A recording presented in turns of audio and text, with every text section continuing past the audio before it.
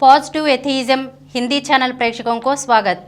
आज मैं श्री जे.के. वर्मा से लिखी हुई महान स्वतंत्रता सेनानी सुब्रमण्य भारती जी का जीवन वृत्त आपके सामने प्रस्तुत करना चाहती हूँ। कुम्मी। भारती ने कुम्मी गीत भी लिखा है।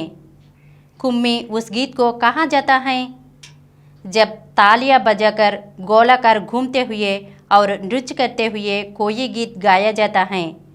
यह गीत नारी स्वतंत्रता व शक्ति का बोध करवाता है। अपने गीत में उन्होंने नारी के उज्जवल भविष्य का सपना देखते हुए लिखा है। अब गौशाला में बंधी डंडे के बल पर झंकी जाने वाली बेब्स गायों के समान नारी को घर की चार दीवारी में रखने की प्रथा टूट गई है। अब सदाचार पुरुष और स्त्री दोनों के लिए होगा। डोंगियों द्वारा लड़कियों से बालात विवाह को हम समाप्त कर देंगी। अब स्त्री भी उपाधियां ले सकेगी। वह संविधान की रचना कर सकेगी। वह अपने पति के साथ प्रत्येक कदम पर उसके कर्म की सहभागिनी बनेगी।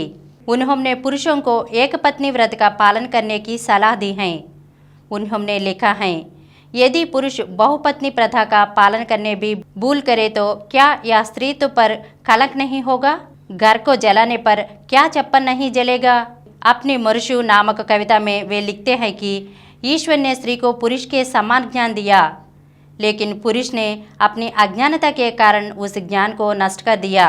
स्त्री को न तो कोल्हू के बैल की तरह जोता जाना चाहिए और न ही उसे मात्र विलासिता और भोग की वस्तु मानकर उसके प्रति व्यवहार करना चाहिए।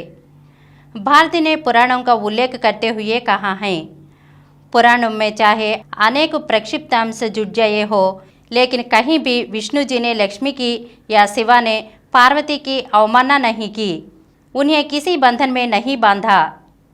लक्ष्मी विष्णु के हृदय में निवास करती हैं। शिव पार्वती एक ही शरीर के दो भाग हैं। केवल तमिलनाडु में ही नहीं, पूरे विश्व भर में स्त्री को हीन और पुरुष को श्रेष्ठ मानना पूर्णतया अनुचित है। यह अनेक दुखों और अन्याय का मूल कारण है और कलयुग का आधार है। भारतीय स्त्री और पुरुष के समान अधिकारों का पोषण और पूर्ण समर्थन करते हैं। भारती ने अपने रचनाओं में कहा कि हर विधवा को अपनी आयु के विधुर से तथा विधुर को विधवा से विवाह कर लेना चाहिए। इससे स्त्रियों और पुरुषों दोनों को ही अकेलेपन का दंश नहीं झेलना पड़ेगा तथा दोनों शक्तियां मिलकर राष्ट्र के निर्माण में सहयोग दे सकेंगी। आज हमारी स्त्रियां गुलामी का जीवन जी रही हैं।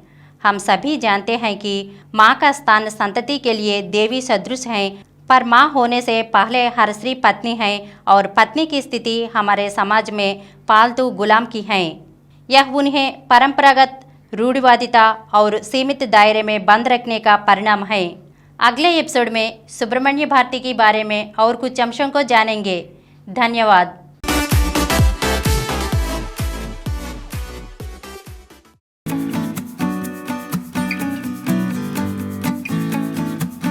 Download Samaram multi-channel app and watch your favorite channels from your mobile. App available on Google Play Store and subscribe to the channels.